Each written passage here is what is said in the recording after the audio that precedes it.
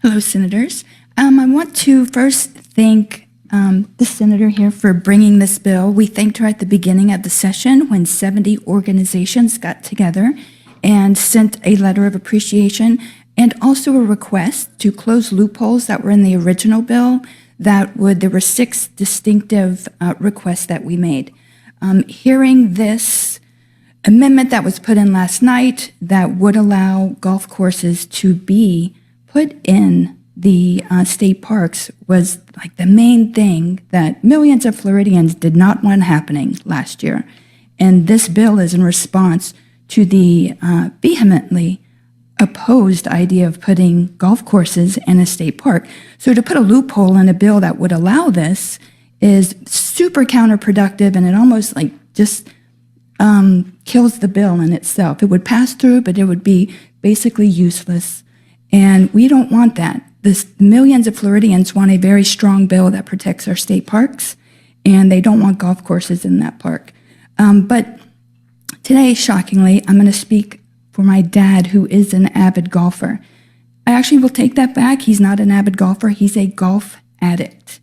It is the source of weekly fights with him and my mom, and golfing has been his mistress for 40 years. He even bought a second home in Florida to be closer to his favorite golf course.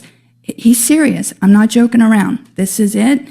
And he is vehemently opposed to golf courses being in state parks. And he would be here today to tell you this, but he's out of state playing in a golf tournament. So please, if you don't want to listen to me or anyone else, please listen to a golf addict that knows golfing is not appropriate. Golf courses are not appropriate in state parks. Also, I think one of the senators had a question about being able to trust the DEP on making that decision if certain items would be destructive to the state parks. And we need to realize just recently in a federal court, the DEP was accused of and found guilty of starving manatees to death with sewage pollution. This is their water regulatory regime that failed.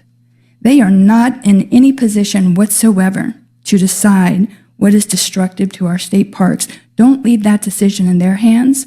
Leave it in the hands of the Floridians, and we say no golf courses in state parks. Thank you. Hi, thank you again. First of all, I want to give kudos to you for a great attempt on that bill, and I appreciate that you smiled the whole time and everyone was joking, so that was a nice interaction with everyone.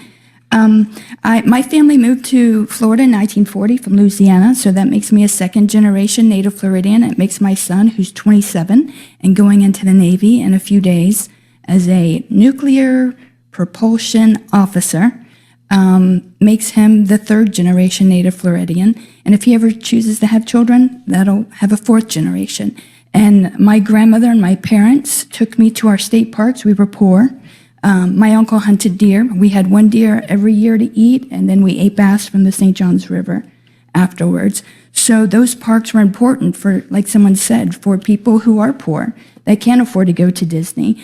And I would take my son, when I was in a very, very abusive marriage, I would take my son to state parks so we could get away from his dad, from my husband, and from the horrible acts of cruelty that he inflicted upon us. So the state parks have a special, special place in my heart, just like they do with every Floridian. So I know y'all are going to support this. It's been going through really good. And I want to thank you again for doing this great bill. And any support or questions that y'all want to ask of us, of the people of Florida, we are happy to give you, any input that you want on this. I was part of there were 70, I said before, 70 organizations that contacted y'all at the beginning with 6 specific requests to close some loopholes and make this an ironclad, solid protection bill for the state parks. So if y'all need that, just let me know. I can send it to you. But thank you for supporting this bill and for supporting Senator Harold and for doing this good work here today on Earth Day. Thank you. Senator Bernard. Thank you very much, Madam Chair. Senator Harold, thank you for bringing this bill up because we share our district, and you represent the northern part of Palm Beach County, and the residents spoke last summer, and you made the determination that you're going to take this bill on, and I'm so happy that you've worked on this bill, and I look forward to supporting this and to protect our state parks. Thank you. Any other debate?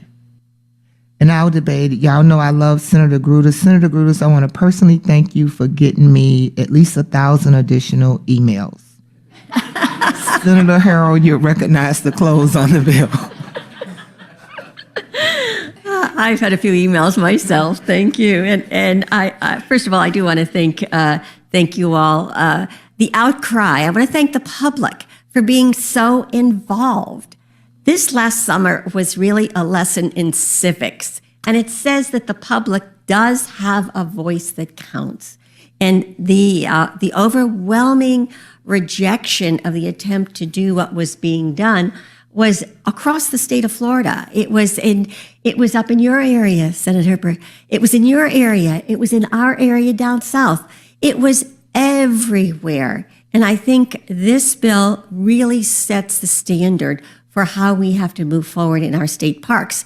Now, to the amendment, there were a couple things I would take in that amendment, and thank you, Senator Gruters. I appreciate your good humor and your ability to work with me. The renaming of a certain state park, St. Mark's Preserve State Park, I think is very valid. And as we move forward, we may look at that, as well as making sure that we are addressing some of the issues on the cabins, and also existing structures in state parks. So yes, I'm very happy to continue to work with you as we move forward. But the one thing we want to make sure is that we are preserving and protecting our state parks for really what they were built, they were really started to do. And our history goes back 100 years on state parks. And everyone has been secured in order to protect the environment, protect the natural habitat for the future generations, for our grandchildren to enjoy. And we also want to make sure we're preserving our historical sites as well. And but yet we have the things that are essential in order to accomplish that. So yes, we do need roads. Yes, we do need bathrooms. And yes, we do need visitor centers and education centers and things of that sort. So, and camping sites. I'm a big camper. My kids grew up camping. But we also want to make sure that we are securing them for the future as they were intended to be. My kids grew up in Jonathan Dickinson State Park. They went to Girl Scout camp there. I know most of you have been. I would say every one of us has been to a state park. So let's keep them. Let's make sure we protect and preserve them for our future. And with that, I'd ask for your favorable support. Thank you. Michelle, please call a roll on CS for CS SB 80. Senator Arrington? Yes. Senator Avila? Yes. Senator Bernard? Yes. Senator Boyd? Yes. Senator Bradley? Yes. Senator Burton? Yes. Senator Claudiud? Senator Davis? Yes. Senator Gates? Yes. Senator Angolia? Yes. Senator Jones? Yes. Senator Leek? Yes. Senator Pezzadomo? Yes. Senator Rodriguez? Yes. Senator Simon? Yes. Senator Trudeau? Yes. Senator Yarborough? Vice Chair Osgood? Yes. Chair Gruters? Yes. By your vote, CS for CS SB 80 is reported favorably, and I pass the gavel back to Chair Gruters. Thank you. I'm trying to decide which bills I'm going to TP next. we got a lot.